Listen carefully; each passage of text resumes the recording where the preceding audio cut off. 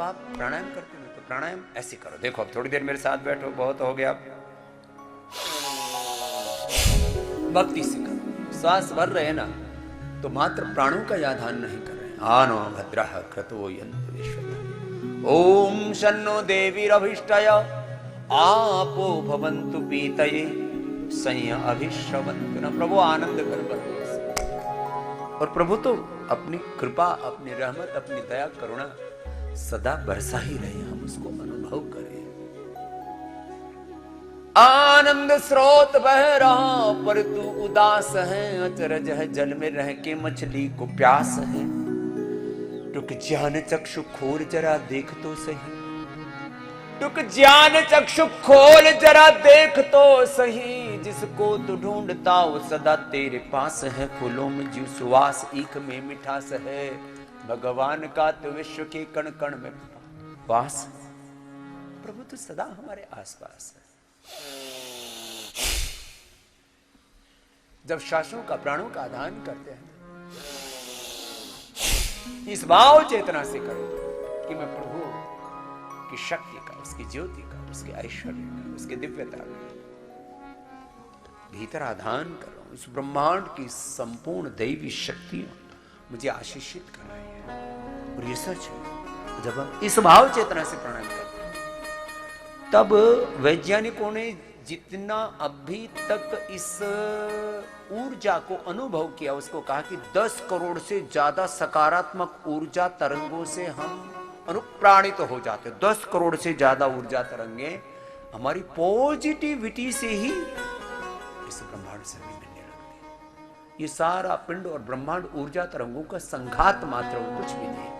और ऊर्जा तरंगों के अलग अलग अनुपातों में मिलने से ही ये डिफरेंट स्ट्रक्चर्स बन जाते हैं।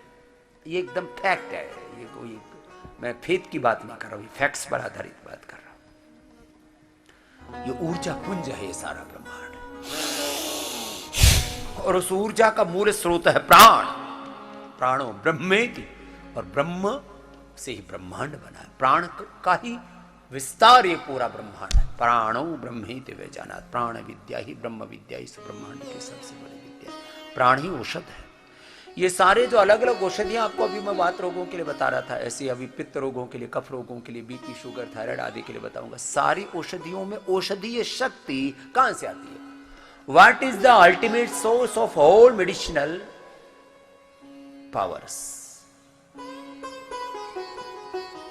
ये जो मेडिसिनल गुण है, एक्टिव इंग्रेडिएंट्स हैं, कंपोनेंट्स हैं, जो मेडिसिनल पावर है, ये औषधीय गुण कहां से आते हैं? तो मैंने दर्शन शास्त्र पढ़ा, मॉडर्न साइंस भी पढ़ी है। जल से आते हैं स्वाद, आप्य रस, गंधवती पृथ्वी, गंध सारे पृथ्वी से आते हैं। जो अलग अलग सुगंध आप देखते हो ना, ये सारे पृथ्वी का गुण है। गंध गुण है पृथ्वी का, इसलिए सौंधी सौंधी खुशबू ऐसी मिट्टी की बोलते हैं, सौंधी सौंधी खुशबू। दर्शन शास्त्र में कहा जल से सब रस आते हैं, गंध सारी पृथ्वी से आती है, और रूप सारे अग्नि से आते हैं। अग्नि रूपम, रूप सारे अग्नि से आते हैं। आकाश तो हर जगह, आकाश के बिना तो कोई तत्व न बन सकता, न ठहर सकता, न चल सकता। स्थायित्व आकाश है। पृथ्वी, अग्नि, वायु, जल, आकाश।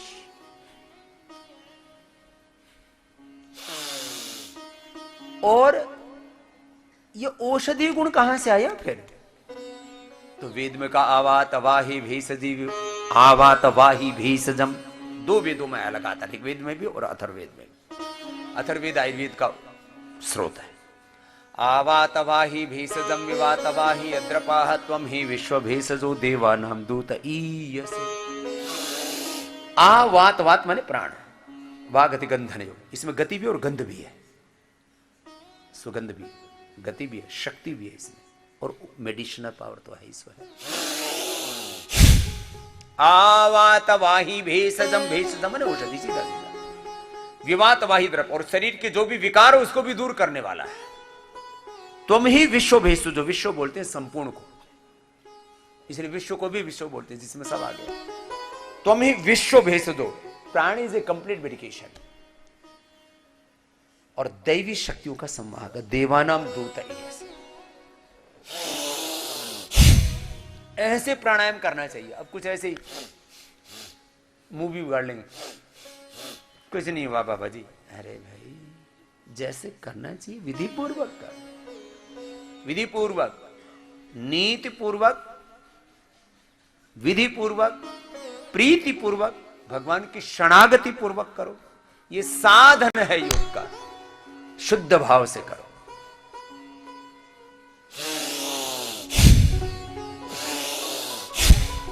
अब कफ रोग, चलो बात की बात कफ का बताता हूं, फिर पित्त का बताऊंगा। फेफड़े बेकार हो चुके, आधा घंटा 1 घंटा यही करो। ज्योतिष्मती का नस्य ले लो और गरम गरम ज्योतिष्मती तेल की मालिश करो छाती के ऊपर, 5 बूंद उसकी खा जाओ। वात रोग भी दूर हो जाएंगे, कफ रोग भी दूर हो जाएंगे, नस नाड़ियों के रोग भी सब दूर हो जाएंगे। ज्योतिष्मती। स्वासारी काढ़ा सुबह शाम पी लेना है, स्वासारी प्रवाही लेना ना। जिनको शुगर है उनको स्वासारी प्रवाही नहीं लेनी चाहिए, क्योंकि उसमें मिठास होता है।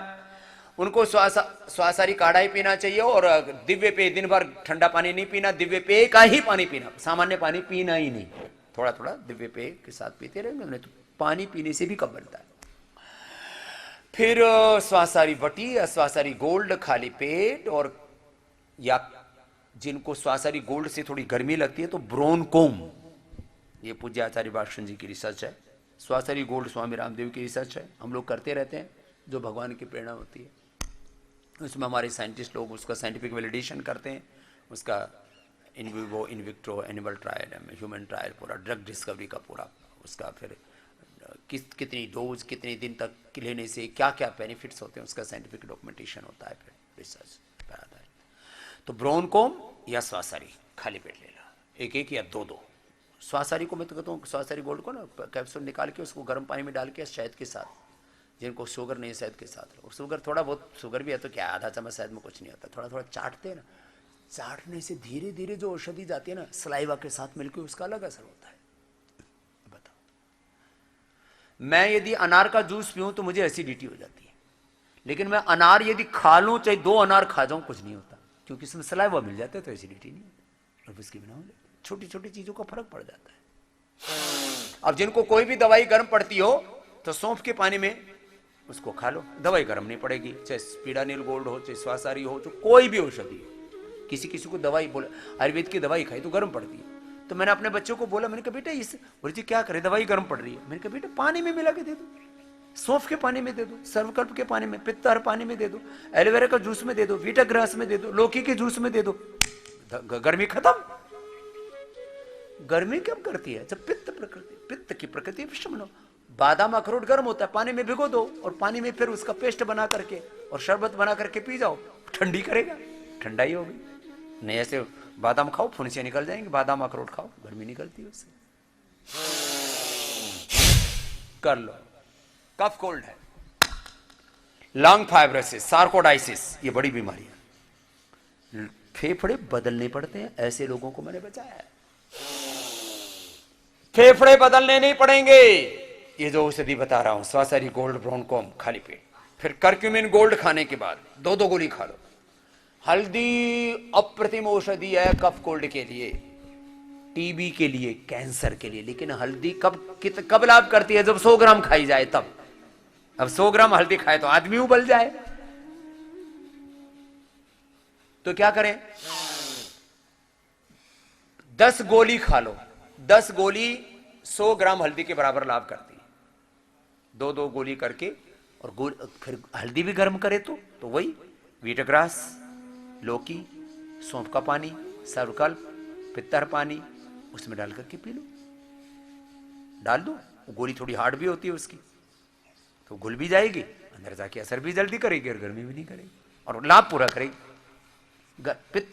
पित्त का प्रशमन होने के, एसिडिटी नहीं बढ़ाएगी बस। एलोवेरा से उसका प्रशमन हो गया, वीटग्रास से उसका प्रशमन हो गया, लौकी से प्रशमन हो गया, सौंफ के पानी से, सर्वकल्प के पानी से, पित्तर पानी से उसका प्रशमन हो गया, बात खत्म हो गई। थोड़ी मोती पिष्टी डाल दो, चुटकी भर, ज्यादा ही पित्त है तो उसके साथ मोती पिष्टी डाल दी तो पित्त नहीं बढ़े। करक्यूमिन गोल्ड, लक्ष्मी विलास, संजीवनी वटी, बस। और उसको खाना पीना बंद, थोड़ी दिन, 1 सप्ताह 2 सप्ताह 2 महीना क्या करो, सब चीजें खाने पीनी बंद, खाली खजूर खाओ, और बहुत भूख लगे तो चना या चने की रोटी, चना भुना हुआ छिलके के साथ, और रोटी भी चने की रोटी बनानी, बेसन की नहीं, बेसन में छिलका उतार दिया जाता है। त्वक्वा ऐसा औषधि नाम सारा, जो छिलका होता है चाहे दालों का हो या चने का हो या औषधियों का हो, औषधियों का सार होता है आयुर्वेद का सिद्धांत। त्वक्वा ऐसा औषधि नाम सारा, इसलिए नीम की छाल, बबूल की छाल, अर्जुन की छाल, शिवनाग की छाल, अलग अलग छाल पिलाते आपको। बसरी का हो गया।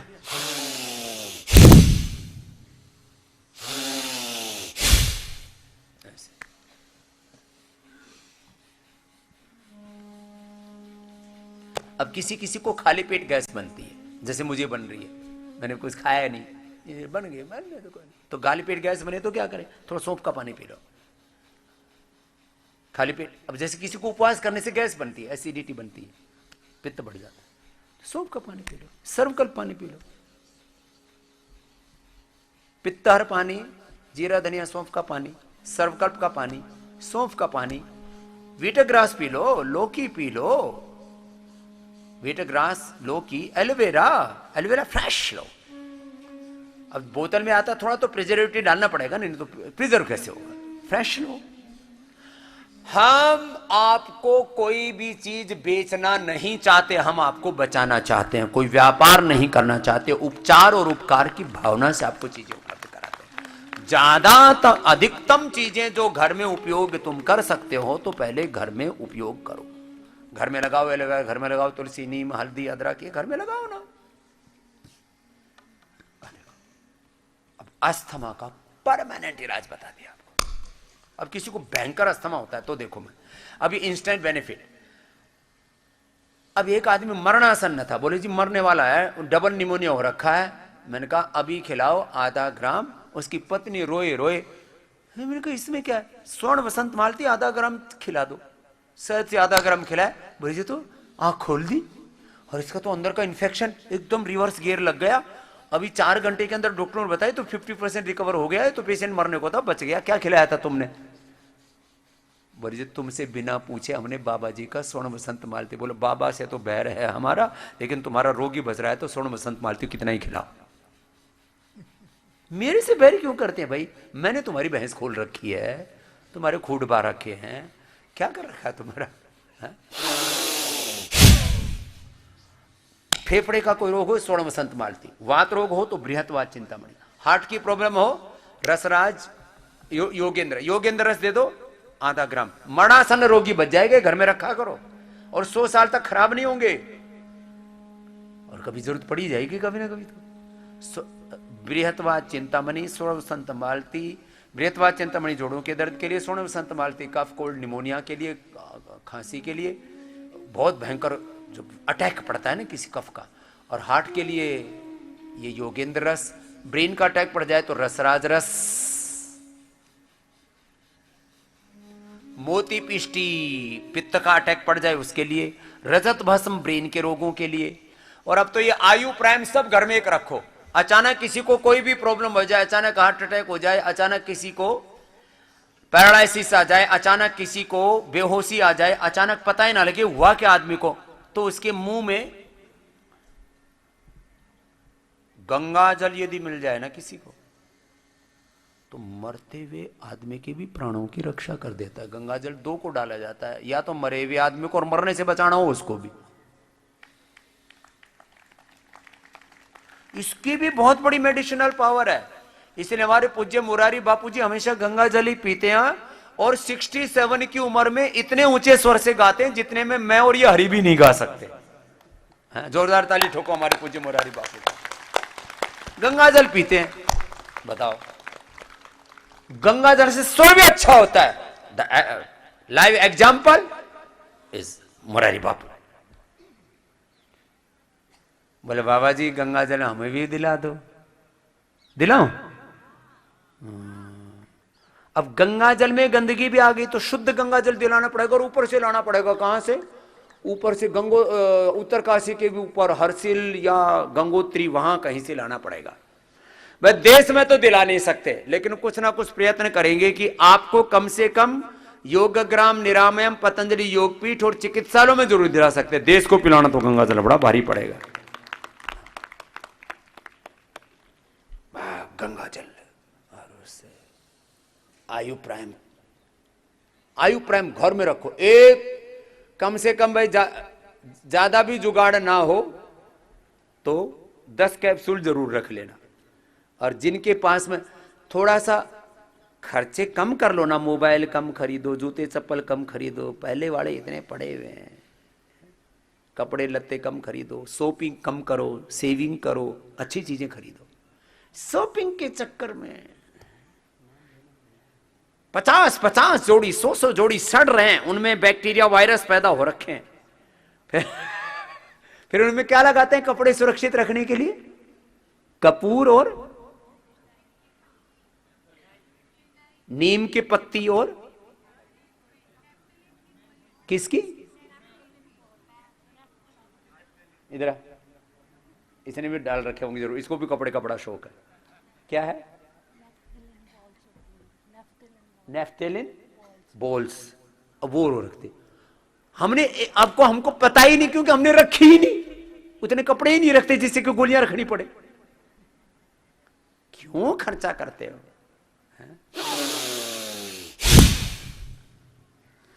तुम सुंदर कपड़े पहन के नहीं लगोगे, मेरी तरह से बिना कपड़े के भी ठीक ठाक ही लगोगे। कपड़ों से सुंदर होता है आदमी। एक सेठानी लेके आई 50,000 रुपए का सूट और 50 किलो का पेट। उसका सूट कोई देखे नहीं, किसी ने बढ़ाई नहीं की, उसका स्ट्रेस बढ़ गया। शाम को उसके पति ने देखा कि अब ये मरेगी रात को, तो बोले, oh my darling, you are looking very nice. बोले मेरे को दिन भर किसी ने नहीं बोला। बोले कि तेरा 50 किलो का पेट भरा पड़ा है। 50,000 रुपए का कपड़ा पहनेंगे, साड़ी पहनेंगे, 50,000 की साड़ी लेके आएंगे। चलो अच्छी चीजें खाए पिया करो। मैं अस्थमा के लिए इलाज बता रहा था, अब एसिडिटी का सुन लो। कितनी भयंकर एसिडिटी हो, वीटाग्रास, एलोवेरा, गिलोय, रामबाण है, तीनों पी लो तो और अच्छा, नहीं तो एक भी पी लो। फिर काम दुधा, मुक्ता शुक्ति, मोती पिष्टी 10-10 ग्राम ले लो। आधा ग्राम सौंफ के पानी, सौंफ का पानी ना एसिडिटी को ठीक कर देता है। सौंफ के पानी से अथवा पित्तहर पानी से, जो आपको जीरा, धनिया, सौंफ, मुलेठी और गुलाब का फूल का पानी बताते हैं, या गुलाब जल से ही ले लो, गुलाब जल से ले लो। मोती पिष्टी, मुक्ता शुक्ति, कामदुधा और मोती पिष्टी, 3 चीजें वो ले लो। अथवा अविपत्तिकर चूर्ण 100 ग्राम और 10 ग्राम उसमें मुक्ता शुक्ति मिला के 2-2 ग्राम वो खा लो, उससे भी एसिडिटी दूर हो जाती है।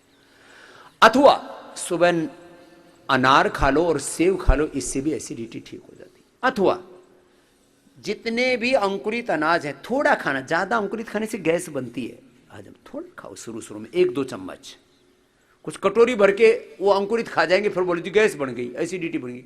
अरे डांगरों की तरह मत खा, आदमी मानस की तरह खा ले, थोड़ा कम खा। कुछ लोग 1-2 चम्मच को तो खाना ही नहीं समझते, जब तक कि 2-4 किलो रगड़ ना दे, सदानंद की तरह। एक हमारा साथी था सदानंद, गुरुकुल में 5 किलो खा जाया करता। चलो भस्त्रिका हुआ तुम्हारा पूरा, फिर कपाल भाती करो।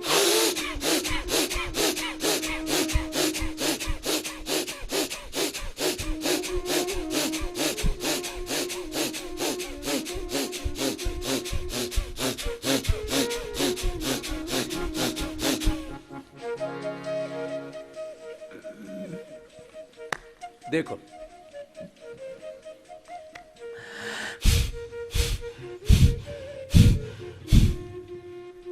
एसिडिटी के लिए